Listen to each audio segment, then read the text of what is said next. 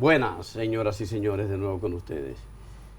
Lo más difícil y complicado en la historia de los países, de las naciones, es que se suceda el relevo en cualesquiera de las actividades de una sociedad, tanto en lo económico, en lo social, en lo político, en el arte, el espectáculo, en cualquiera de los escenarios de una sociedad. El relevo siempre trae traumas y complicaciones. Lo trajo en 1961, donde empieza realmente la historia democrática de la nación dominicana, con la muerte del tirano Rafael Leónidas Trujillo.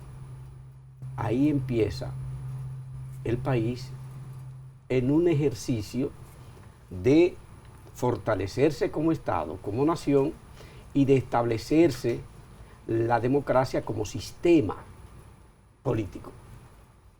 Ahí empiezan unos 60 años que se cumplirían ahora de ejercicio democrático, con algunas falencias en algunas de las décadas de esos 60 años y también con algunas luces en esos 60 años.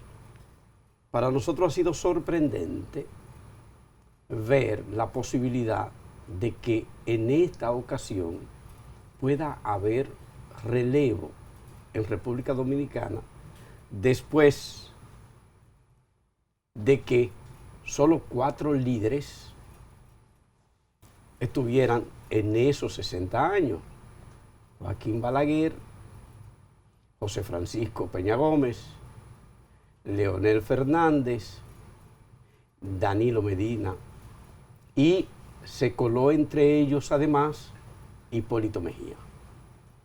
De esos 5 líderes se trata prácticamente toda la historia de esos 60 años.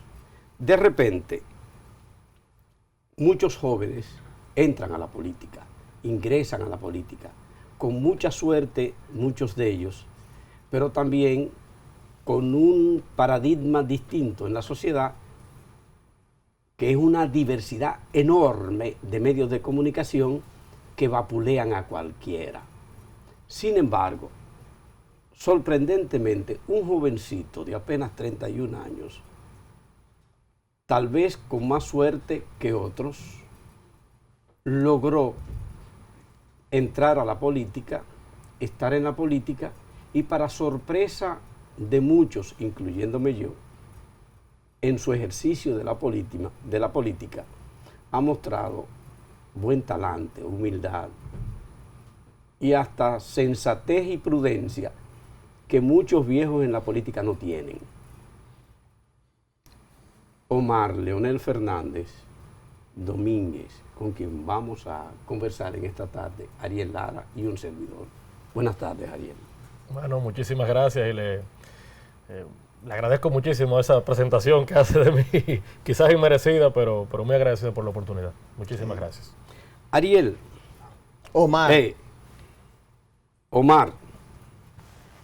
Ariel nos acompaña. Omar Leonel. Por tu padre, lo de Leonel, ¿correcto? Me parece que sí.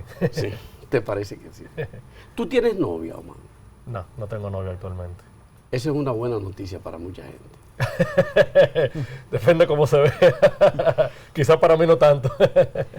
Tú que has estado envuelto en la vorágine de la política por razones que te superan, la impronta de tu papá y tu abuela materna, que han estado en la política, ¿cómo tú logras no tener influencia en tu carácter para ser arrogante viniendo desde las entrañas del poder político? Porque justamente has crecido en medio del poder.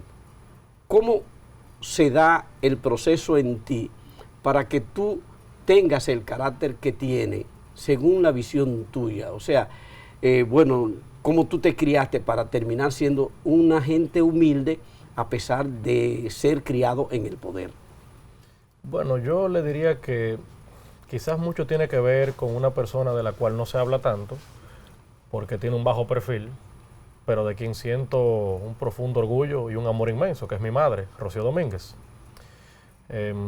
Y siempre me encanta hablar de ella porque eso le recuerda a la gente que yo he nacido un hombre y de una mujer, no solo de Leonel, si uno se me pregunta por él. Y yo le diría que mucho tiene que ver con ella porque yo soy hijo de padres divorciados. Yo tendría apenas 2 o 3 años cuando se divorcian, no recuerdo haber visto la figura de mi padre en casa. Y claro, siempre estuvo muy presente, un padre ejemplar, pero con quien yo estuve mi día a día era con mi mamá. Y me parece que mucho tiene que ver con ella. El tema de la política, claro, influye indirectamente, porque si tengo a mi papá en ese momento como presidente de la República, aunque le confieso que yo no entendía la dimensión de lo que era tener un padre presidente, sino hasta faltando como 6 meses en el 2012, cuando realmente entendí la dimensión de lo que significaba tener un padre presidente, tanto así que yo iba a su oficina en el Palacio, y era como ir a la oficina del papá que es dueño, qué sé yo, de una oficina de abogado, lo que sea. Yo no entendía lo que era, porque fue lo que siempre vi. Claro. Pero nunca influyó en mí. Honestamente le digo que ni él ni ella, ni mi madre, incidieron en que yo participara en la política de manera directa. Indirecta sí, porque bueno, es lo que uno ve, pero siempre me dieron bastante libertad para yo hacer lo que quisiera, estudiar lo que yo decidiera. Y bueno, las cosas se van dando. No siempre estuve detrás de la política, hasta que en un momento, bueno, pues sentí que debía asumir una causa. Pienso que la política se da por causas, no por cargos. Las causas te mueven, la que tú decidas. En ese momento fue la defensa de la Constitución, hace ya 2 años y algo. 3 años ya, como pasa el tiempo. Y fue la primera vez que me vi envuelto. Yo le diría que nada, son como esas cosas que no todo el mundo sabe, pero creo que en eso habrá influido bastante mi madre. Tu madre, Rocío, exfuncionaria del Banco Central, economista de profesión. Tu padre, abogado y que tiene inscrito en su cédula, y si no es así, habría que hacerle un cambio a la cédula, el cargo de presidente. 2 profesionales liberales que educan 2 hijos, que todos dicen que lo educaron bien por cuanto estuvieron presentes a pesar de estar divorciados. Tu madre, que se encargó de ese día a día de tu educación, tú hiciste la primaria, la secundaria, en términos normal, como cualquier niño. Sí, bastante normal, obviamente. Hay elementos que son distintos. Un niño con un cuerpo de seguridad, de agentes de seguridad, es extraño. O sea, yo recuerdo que mis amiguitos me veían como el raro cuando hacíamos juntaderas en la tarde y esos grupos de proyectos que te asignan que son en grupo y de 3 y de 4. Bueno, pues yo era el raro, el que llegaba con la seguridad, pero al mismo tiempo, diríamos, los seguridad siempre fueron mis amigos, tampoco eran personas que andaban en el medio y nada por el estilo. Y desde muy pequeño me agencié y me tomé la atribución de hablar con ellos y decirles las cosas como me gustaban. Miren, señores, yo comprendo su trabajo, su labor, yo sé que me tienen que cuidar de lo que sea que pudiera suceder, pero con prudencia, con distancia. Mis amigos pueden ser amigos suyos también, ¿verdad? O sea, y esas cosas como que ayudaron bastante a pasarlo lo menos mal posible. Pero aparte de esos elementos, yo diría que una infancia bastante normal. Nunca me privé de nada, como cualquier otro niño, participaba de mis eventos. ¿Te dieron pena?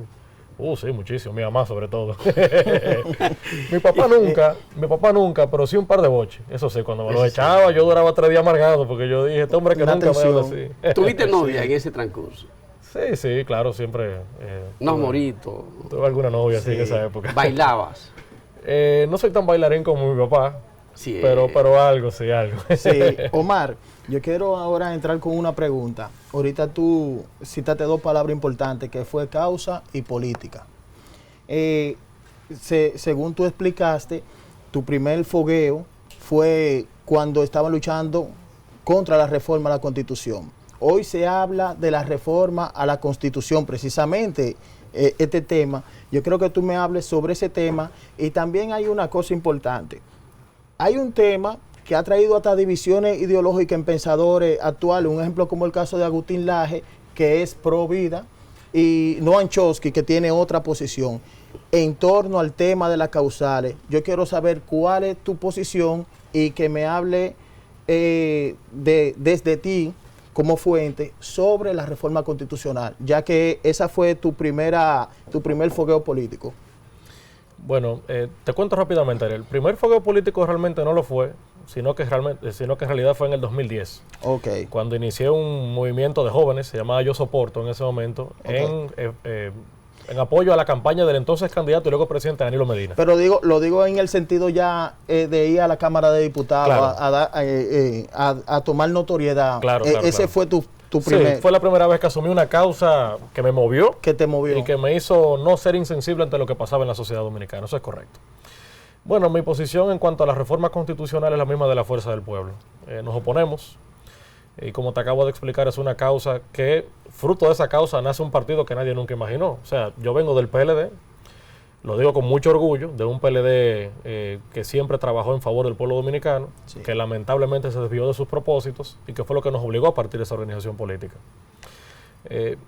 Fruto de la defensa de la Constitución, nace esta nueva organización, la Fuerza del Pueblo, y en ánimo de ser siempre coherentes con lo que profesamos, sí, pues evidentemente nos oponemos a esta reforma, no por el hecho de ser una reforma, porque podrían venir reformas que ciertamente enriquezcan la Constitución dominicana y la hagan aún mejor. Sí. Nos oponemos a esta reforma porque carece de objeto, en nuestra opinión. En el caso, por ejemplo, de la independencia del Ministerio Público, nos parece que ya es independiente, como lo manda la Constitución y como lo manda la ley orgánica. Está en ejercer esa independencia. O yo le pregunto a ustedes, ¿quién cuestiona la independencia de la magistrada Miriam Germán Brito el día de hoy? Sí. Creo que nadie, o muy pocos. Tiene una gran valoración ella. Y fue designada por el presidente de la República. Sí. Entonces yo le pregunto a usted, ahora veo que se habla de que la designación no sea directamente por el presidente de la República. ¿Y por qué no? En Estados Unidos, ¿quién nombra al procurador? Sí. Es el presidente. ¿Y en Francia quién lo hace? ¿Y en España quién lo hace? Presidente. ¿Y en Colombia quién lo hace? Entonces no hay un modelo único, universal reconocido. Son modelos distintos. Incluso, le diría, en República Dominicana somos hasta más democráticos que en democracias más avanzadas que la nuestra, como Estados Unidos. El presidente en Estados Unidos es quien nombra los jueces de la Suprema Corte de Justicia. Claro, refrendado por el Congreso luego, pero el presidente nombra a los jueces de la Suprema Corte. Aquí con un Consejo Nacional de la Magistratura, compuesto por 8 personas, incluso con gente de la oposición. ¿Eso no le daría más independencia a un procurador general? El que el Consejo Nacional de la Magistratura, por ejemplo, un órgano así, fuere el que escogiera el procurador. Es que yo, o sea... Sin estar en desacuerdo con lo que tú estás planteando. Claro. Es que como yo lo veo, no se trata de más o menos independiente. Independiente y punto. Y es lo que manda la Constitución. Y es lo que manda la ley orgánica. O sea, según la propia ley orgánica, hoy el procurador no puede ni siquiera darle órdenes a los fiscales. En principio el presidente tampoco al procurador. Es designado por el presidente, pero tiene que ejercer su independencia. Eso es lo que yo creo que se trata. Sí, y en cuanto a lo que te pregunté, que hay dos pensadores como Laje, claro, y Chomsky en el tema de las causales, ¿con qué se identifica Omar Fernández, ya que es un legislador y está ejerciendo su legislatura en la Cámara de Diputados? Claro, como buen conocedor de la Constitución, que es la causa que nos mueve, como te acabo de decir, en su artículo 37, la Carta Magna consagra la vida desde la concepción hasta la muerte natural. Sí. Lo que quiere decir que desde el momento que se concibe una persona, tiene los mismos derechos consagrados en la Constitución que tenemos nosotros tres que estamos aquí, cada quien con su edad. Sí. De forma que yo no podría desconocer ese artículo de la Constitución, por lo que no estoy de acuerdo con el aborto ni con ninguna de las causales, excepto una, que es cuando la vida de la madre corre peligro, que está consagrada en la propia Constitución, en estado de excepción, en estado de necesidad, perdón. En estado de necesidad y también en el Código Penal. Eso es importante siempre aclararlo porque, aunque no tenemos un código nuevo, esa causal ya está contemplada. O sea que realmente la discusión es sobre 2 causales, no 3, que es lo interesante. Y una pregunta, Omar. Se habla de un código que data de los años 1800, napoleónico, se puede decir, hasta la actualidad. Ese código que tiene dentro de su artículo más de 270 tipos penales, pero están desactualizados, porque ahora mismo con la tecnología nacen nuevos crímenes y hay nuevas formas. Un ejemplo, Chaman Chakra fue un joven que asesinó una familia entera. Si en otros países del mundo existe lo que es la figura del cúmulo de pena, por citar un ejemplo, claro, ¿cuál es tu opinión de la reforma al código? Y como el tranque es el tema de las causales, ¿por qué no sacar las causales como una ley especial, como un ejemplo de la 5088 de droga, la 6400 de medio ambiente y terminar con ese código que todo el mundo espera? Claro, de hecho esa es una posibilidad que se ha planteado y yo soy pro que se haga eso, que se excluya el tema de las causales que genera tanta controversia y que podamos salir adelante con un código penal. Como miembro de la Comisión de Justicia de la Cámara de Diputados, que es la que ha trabajado el código penal, somos 15 los miembros de esa comisión, me siento muy orgulloso de haber aportado al debate y de haber trabajado para que más de 419 artículos sean conocidos en un proyecto de código penal que sería el que tendríamos próximamente. Sí. Más de 90 tipos penales nuevos, como acabas de decir.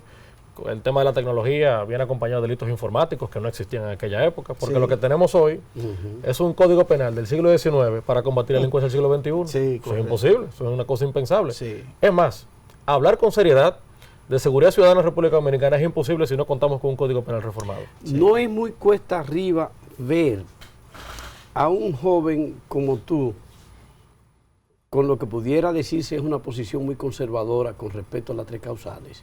Porque si bien tú dices que te circunscribe, te ciñes a lo que establece la Constitución, y yo lo veo como ciudadano correctamente porque todos deberíamos ceñirnos a lo que establece la Constitución, la discusión está en ver si en los cambios que se someta el Código Penal o que se aprueben en el Código Penal se agreguen esas dos causales como forma de proteger a una mujer que haya pasado por un proceso de violación o a la posibilidad de que un niño pueda nacer inviable dadas las condiciones de fallas que tenga como feto.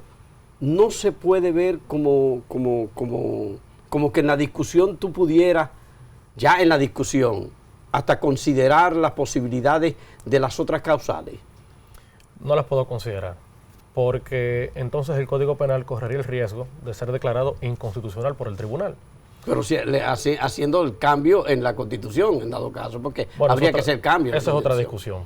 Cuando hablan, por ejemplo, del derecho de las mujeres, esa es una forma de verlo. De la forma que yo lo veo, es el derecho de la persona que está consagrada con vida desde la concepción, como manda la Constitución, en el vientre de la madre. Sí. Sí. O sea, cuando decidimos sobre la vida de alguien, un tercero, no de la mujer. Entonces, son distintos puntos de vista. Yo soy la persona más tolerante y respetuosa con estos temas. Nunca me verán a mí radicalizado ni nada con esta cosa, pero sí con mis convicciones claras.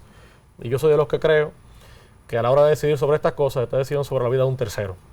Y esa vida de ese tercero está protegida en la Constitución. Sí. Omar, la corrupción. Nos encontramos en un país que de repente,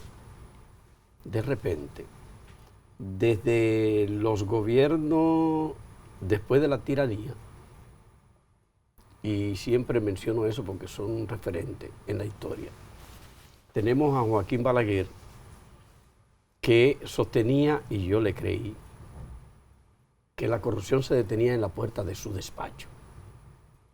Sin embargo, durante su ejercicio gubernamental, él mismo confesó que se hicieron ricos, millonarios, 300 personas.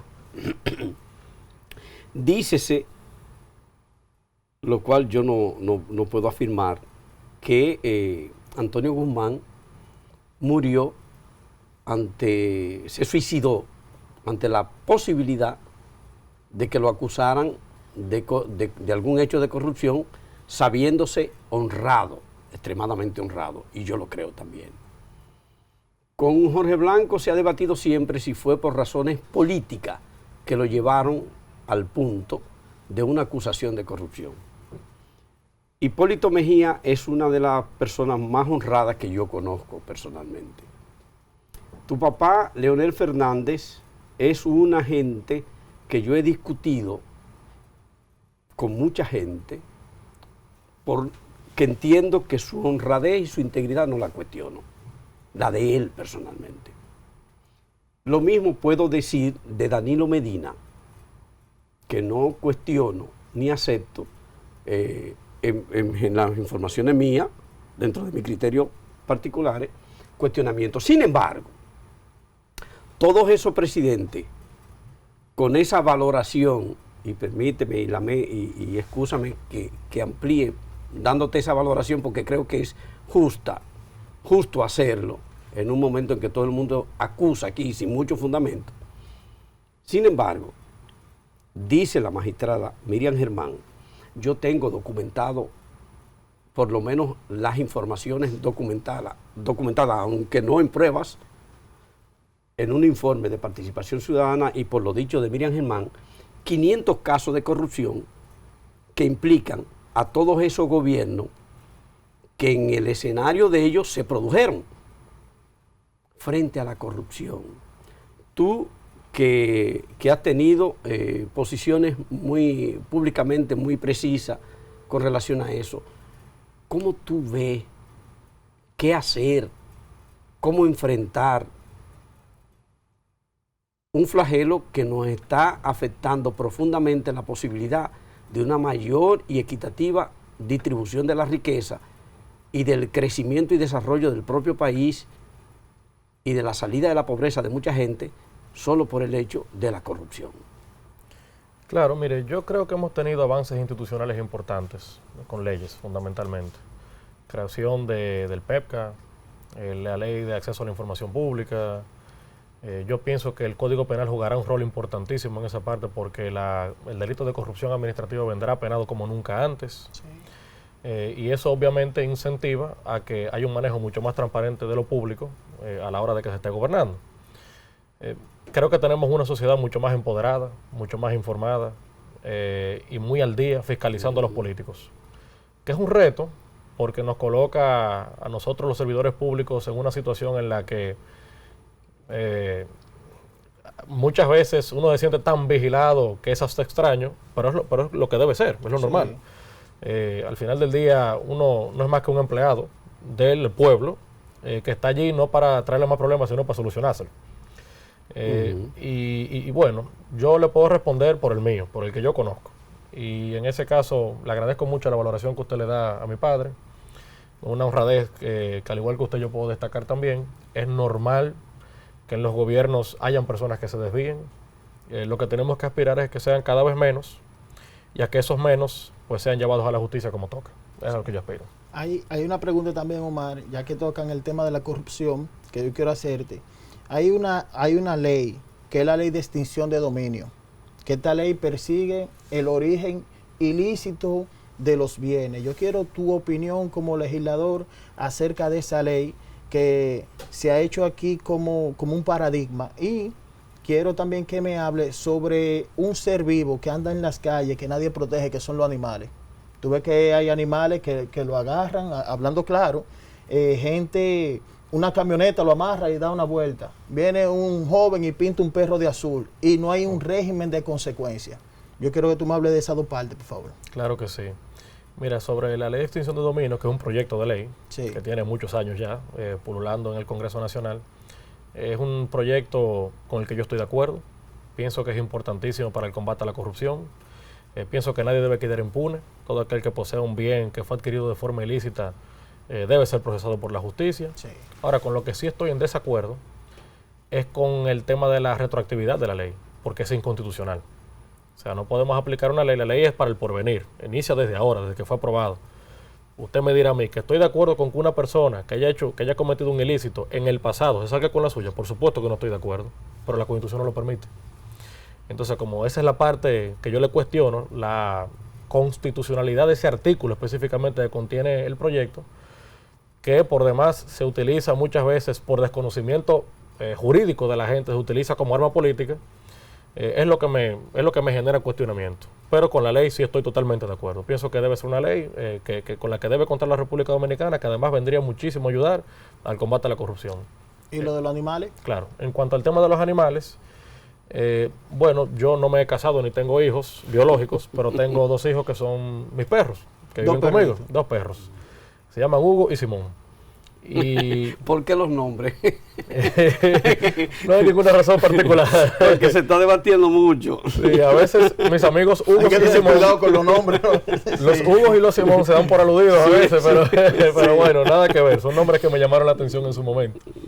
Tengo un amigo, y hago este paréntesis rápido, que tiene un perro que se llama Danilo. Ay, Dios mío. Y recuerdo en un momento que estábamos en una actividad en el campo, el perro se manda corriendo, el dueño no se da cuenta y yo le voceo al perro para que regrese. ¡Danilo, Danilo! Y la gente cuando se voltea, pensó que el perro era mío, porque era yo que estaba llamando al perro. Sí. Omar, tú le pones a tu perro Danilo. No, no, ese perro no es mío. Tuve que dar toda una explicación. Sí, gracias por a eso Dios te lo aclaraste en el digo. momento. Ya no te imaginarás. Bueno. Sí. Entonces tuve la La gente oportunidad. acostumbra a ponerle el nombre, hasta Nombres particulares, creativos, sí. Lo hace. Claro. Entonces, bueno, tuve la oportunidad de someter un proyecto de ley que es una reforma a la ley actual 248-12 de protección animal y tenencia responsable, inspirado en mis dos perros. Porque constantemente veo en redes sociales actos de crueldad, de maltrato, de negligencia contra los animales. He notado que hay muy pocos criterios sobre lo que debe ser el cuidado a los animales en República Dominicana. Lo digo con mucho pesar, como acabas de decir, que si un perro lo arrastran, que si un gato lo matan, lo golpean, que si el perro también, que si lo amarran con cadena abajo del sol a las 12 sin alimentación. Bueno, todas esas cosas que se dan, y honestamente me considero un amante de los animales, entendí que no debía ser. Entonces, claro, cuando hice las averiguaciones me di cuenta que tenemos una ley, pero tiene un problema esa ley, carece de reglamento de aplicación. O sea, la ley la tenemos, pero no se puede aplicar. Sí. Y entonces, bueno, claro, lo primero es lograr que la consultoría jurídica se dé cuenta de este problema y produzca un reglamento de aplicación, pero también con la reforma que estamos planteando, elevaríamos las penas por maltrato y negligencia contra los animales hasta 3 años de prisión. Sí. No para que la gente caiga presa por maltratarlos, sino para que lo piense 2 veces. Y aquel que aún pensándolo 2 veces, como quiera maltrata a un animal, sepa que le toca cárcel hasta 3 años. Ahora que tú hablas de que no existe en esa ley régimen de consecuencias, yo voy a extrapolar el tema a algo muy importante de la justicia. Montesquieu, en el espíritu de la ley, hablaba de la división de los poderes del Estado, ejecutivo, judicial y legislativo. En esa ley habla del contrapeso de los poderes, porque había un régimen monárquico y esa ley rompe el régimen monárquico y pondera esas 3 figuras. El artículo 4 de la Constitución habla también de que cada poder del Estado es independiente, el judicial, el legislativo, que es el primero, porque hay que edificar al público, el legislativo el primero, el ejecutivo y el judicial. Le pregunto a Omar Fernández, luego de ver todo esto, ¿entiende Omar Fernández que la justicia, cómo ve la justicia en estos momentos, Omar Fernández? Ya que se habla mucho de régimen de consecuencias, porque estamos en un país de 48.442 kilómetros cuadrados y per cápita el país que más tiene leyes, pero poco régimen de consecuencias. Sí, sí, hay mucho de real en lo que acabas de decir. La pregunta es cómo veo la justicia. Sí, desde tu punto de vista, si la ve independiente, ¿cómo la ve? Y yo le agrego Claro. a eso, a esa pregunta, ante el hecho de que tantos casos de corrupción en diferentes gobiernos y solo de un gobierno, de 2 periodos, son los que hay sometido a la justicia. Claro.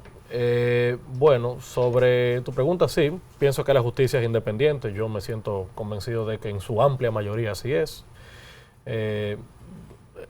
Basta con ver el tema de la carrera judicial. O sea, ya hoy para uno ingresar a la judicatura debe pasar por la escuela de la judicatura, esas cosas. O sea que eso es como un filtro bastante importante que le da credibilidad al sistema judicial. Por lo que siempre habrán casos, al final somos humanos. Claro. Es normal que en algún momento se vulnere una que otra cosa, pero pienso que el sistema judicial es independiente de República Dominicana y está funcionando bien.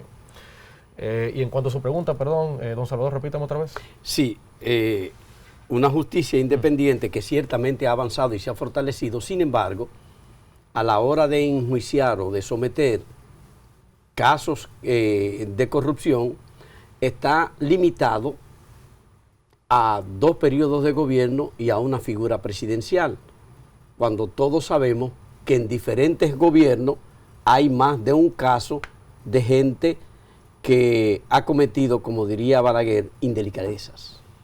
Sí, mire, yo creo que no es enteramente así, porque de hecho hemos visto como casos de la actual administración se han procesado. Hasta En la con ver- justicia no hay expediente.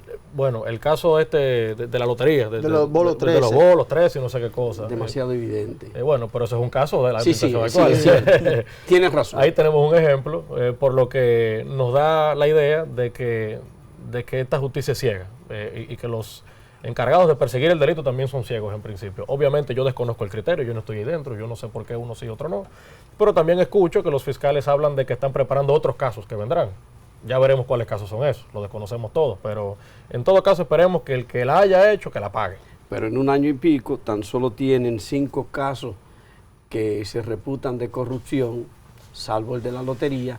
Tienen otros que el rumor público acusa de este gobierno en más de 100 casos, confesado incluso por la propia Miriam Germán, y hasta ahora no hemos visto que se haya movido nada en ese sentido.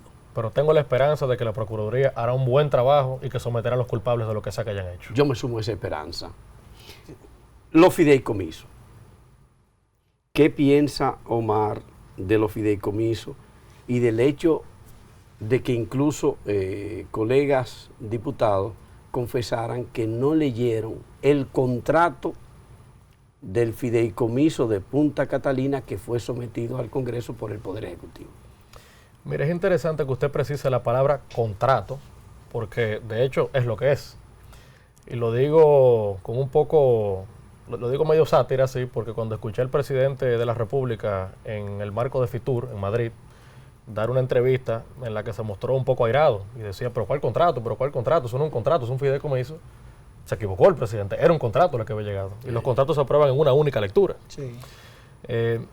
Y sobre qué pienso sobre los fideicomisos, también es interesante esta parte porque el partido de gobierno, que se autodefine como socialdemócrata, la práctica de los fideicomisos me parece a mí una práctica bastante neoliberal, o sea, bastante de derecha. Nada que ver con lo que diríamos, cómo se autodefine el partido. Y además pone en cuestionamiento la idea de si el Estado tiene la capacidad o no de gerenciar por sí mismo bienes públicos, como es el caso de Punta Catalina. Sí. O sea, si Punta Catalina... Habiendo sido una inversión claro, del Estado dominicano total. De todos nosotros. Total. Y que por demás es rentable. Entonces me pregunto yo, ¿por qué habría que entregarlo a mano del sector privado? No es que sea algo malo. A ver, la figura del fideicomiso no es algo malo. Creo que también hay una parte de la que carecemos, que es una ley de fideicomiso público, que es distinta a la ley de fideicomiso privado. Son dos cosas, son dos figuras diferentes. Entonces, lo primero es que se ha enviado un proyecto, un contrato, para que lo conozca la Cámara de Diputados, en la que no puedo hacer un mea culpa porque yo no voté por ese contrato, pero sí reconozco que el hecho de que no se haya leído es un punto de debilidad del cuerpo, de todo el cuerpo legislativo, pero a la vez un punto que nos puede hacer más fuertes, porque creo que nos lleva a la conclusión de que no se puede ser ligero a la hora de aprobar ni leyes, ni resoluciones, ni contratos en la Cámara de Diputados. No importa quién lo haya mandado. No importa quién lo haya mandado. Sí, Omar, ya en esta, le voy a hacer una preguntita, Omar. ¿Qué opina Omar sobre el muro en la frontera? Y quiero tu opinión también, como maneja temas jurídicos, en torno a la delincuencia en estos momentos. ¿Qué tú ves que le hace falta a la Policía Nacional o qué le puede aportar Omar Fernández en una idea? Que esto, como hay una comisión para la reforma de la policía, todas las ideas que puedan surgir son necesarias porque la pueden coger y la pueden aplicar. Claro. Bueno, sobre el muro, que no es tal cosa, sino más bien una verja, lo que se está construyendo, no podría decirte que estoy en desacuerdo. Me parece que esa verja que se está construyendo viene a darle un refuerzo a nuestra soberanía, a la seguridad de la República Dominicana. La podré en el futuro catalogar exitosa o no, en la medida en que yo vea si es realmente inteligente como la definen. En cuanto a inteligente me refiero a cámaras... con la tecnología. Claro, que detectan calor, movimientos, reconocimiento facial, que haya una entrada y salida de manera biométrica, que se sepa quién entra de forma legal a la República Dominicana, quién está con un estado de transitoriedad, por qué está aquí, si es laborando, si es de estudio, si es de paseo, lo que fuere. Creo que hay un marco legal que hay que respetar, que está incluso, yo lo catalogaría como algo mucho más primario que la propia construcción de la verja, que es que se haga cumplir la ley de migración. Sí. Creo que lo primero es lo que tenemos que pensar. También tendríamos que pensar en si esa verja va a ayudar a dinamizar la economía o no en el área fronteriza. Tenemos que empezar la repoblación de esas provincias, que por su condición de pobreza extrema la gente migra de la frontera hacia la ciudad. O sea, yo creo que tenemos que ver como esas cosas, para en el futuro poder decir si fue exitoso o no. Pero en todo caso sí estoy de acuerdo con la construcción de una verja que refuerce nuestra soberanía y nuestra seguridad como país. Y en cuanto a la seguridad ciudadana que me comentabas, sometí un proyecto de ley hace poco que crea el Centro Nacional de Criminología. Centro Nacional de Criminología. Sí, correcto, el CNC, como le llamamos, para que la gente lo entienda más rápido. Y ese proyecto de lo que trata es de la creación de, valga la redundancia, el primer Centro Nacional de Criminología en República Dominicana, que vendría con data científica a comprender y levantar estudios de por qué la gente delinque en República Dominicana. O sea, aquí hablamos mucho, aquí somos muy buenos en la represión, pero no en la prevención. y tenemos que hablar de prevención del delito, es que no ocurra. La prevención es que no ocurra, no luego de que ocurre saber quién fue que lo hizo. Muy buenos en el combate y en la investigación. Claro, en la represión y en la investigación, pero no en la prevención. Sí. Entonces yo lo que creo que tenemos que hacer es entender por qué el dominicano delinque y en cuáles rubros. Por ejemplo, si hay un alto índice de violencia contra la mujer, bueno, ¿por qué el hombre está más violento contra la mujer? ¿Qué es lo que está pasando? Es porque hay precariedad en la casa, porque el hombre está desempleado, porque el confinamiento por el COVID puso al hombre ansioso, por la razón que fuere, entender con data científica. Sí. Y a partir de que entendamos qué es lo que está pasando, crear políticas públicas que ayuden a disuadirlo en el tiempo, porque lo que aspiramos es a tener mejores ciudadanos en el tiempo. Ese Centro Nacional de Criminología incluye la parte forense, donde acusamos algunas debilidades que incluyen el hecho del levantamiento de los cuerpos y demás, con lo cual tenemos muchas veces problemas. Los expertise forenses que han dado muchos casos de cuestionamiento, y hoy recordaba, porque escuché a Sarita Valdés decirlo, el ditirambo que hubo con el caso Héctor Méndez, en donde un primer expertise forense dijo que lo habían matado a golpe y resulta que no fue a golpe sino a tiro, y después que suman el cuerpo es que descubren la diferencia que hay entre un hecho, el mismo hecho y lo que lo provocara. ¿Contempla eso todo lo que tiene que ver con la parte forense? No, honestamente el proyecto no lo contempla. Sí habla, como le acabo de decir, de la prevención. Será un órgano independiente que no será necesariamente nombrado directamente por el presidente de la República, sino más bien refrendado por el Congreso. Algo así como el Defensor del Pueblo, sí. El pro industria, no recuerdo cuál de ellos ahora, pero bueno, los que refrendamos allá en el Congreso, sería un órgano de ese tipo, pero no, sería para levantar data únicamente, para elaboración de políticas públicas que sean efectivas en el combate y la prevención del delito. Por último, el momento actual. No estamos en campaña, sin embargo, ya tenemos 3 partidos fuertes en competencia. El Partido de la Liberación Dominicana, el Partido Revolucionario Moderno y la Fuerza del Pueblo. 3 partidos fortaleciéndose en una intensidad que sorprende. Cuando yo veo con tantos actos a Radamés Jiménez, te veo a ti en tantas actividades y al propio expresidente Leonel Fernández tan activo, uno dice qué será lo que están construyendo. Y 2 candidatos presidenciales ya definidos, el doctor Leonel Fernández y Luis Abinader en procura de la reelección, y 6 precandidatos, 3 de los cuales tienen posibilidades, uno de ellos de ser electo en el Partido de la Liberación Dominicana. ¿Tú cómo ves esta campaña que se empezó? Yo quiero agregarle algo al último ya para que me lo diga. Omar, también tú que eres hijo de un expresidente, también, ¿qué opina Omar Fernández de los descendientes de expresidentes si pueden aspirar a la política? Un ejemplo, ahí vemos el caso de Ramfi Trujillo, vemos un ejemplo de un hijo de Balaguer que ha aparecido ahora, que quiere aspirar a la presidencia. ¿Qué tú opinas de eso también? Sí. Claro. Tu opinión es muy importante para eso. No, por supuesto. Iniciaré con esa pregunta y termino luego con la de don Salvador. Sí. Te diría que les asiste el derecho legítimo consagrado en la Constitución de aspirar a lo que deseen. Pues su condición de ser descendiente, o sea, su condición de ascendencia en la familia, de que algún padre o abuelo o tío, primo fue lo que sea en el país, no le quita legitimidad a lo que quiera hacer. Yo soy un caso. Yo aspiré a diputado y bueno, pude no haber sido electo. La gente pudo no haber confiado en mí o no creer en mis propuestas. Si lo hicieron, y se lo agradezco de corazón a la ciudadanía, y estoy trabajando para que se sientan orgullosos de la decisión que tomaron al respaldarme como candidato. Bien. Es lo que yo creo que vale. Muy bien. El hecho de que sea hijo de, incluso que sea hijo de alguien que no lo hizo bien, tampoco debería afectarle directamente. Sí, a veces una mochila llena de piedra con la que uno tiene que cargar, y no me doy por aludido porque no creo que sea mi caso, pero no creo que la culpa de alguien que sea tu predecesor o lo que fuere, es una culpa con la que debes cargar también. Muy bien. Se me fue la idea. ¿Cuál era su pregunta? El momento político. Claro, el momento político. Mire, yo le diría, como usted bien acaba de decir, son de los 26, 27 partidos del sistema político, son 3 fundamentalmente los que tienen vocación real de poder en el corto plazo. Casilla número 1 PRM, número 2 PLD y 3 Fuerza del Pueblo. No necesariamente así está distribuida la fuerza política en este momento, Como usted sabe, somos la segunda fuerza en el Senado, tercera en la Cámara de Diputados. Les revelo en este programa que pronto seremos más diputados de lo que somos hoy, por lo que estamos constantemente creciendo. Y eso yo creo que le da una sensación al pueblo de que es la única organización que crece en este momento.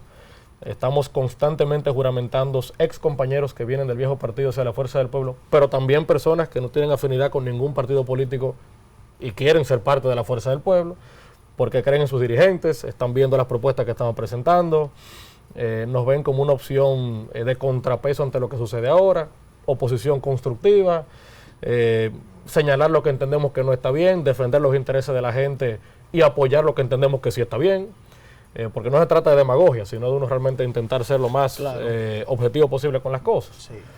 Y bueno, yo creo que eso nos va posicionando poco a poco. Es lamentable que la ley manda una fecha y estamos en campaña desde el 17 de agosto del 2020.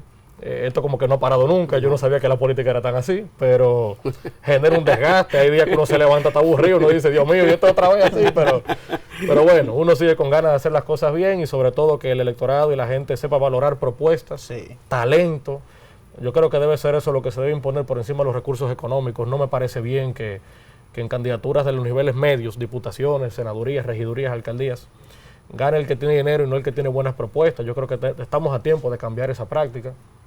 Pero en todo caso, bueno, vamos bien. Creo que el país goza de bastante estabilidad política y también me siento certero de que la Fuerza del Pueblo hará un gran papel de cara a las próximas elecciones. Omar baila merengue, baila bachata, baila música urbana.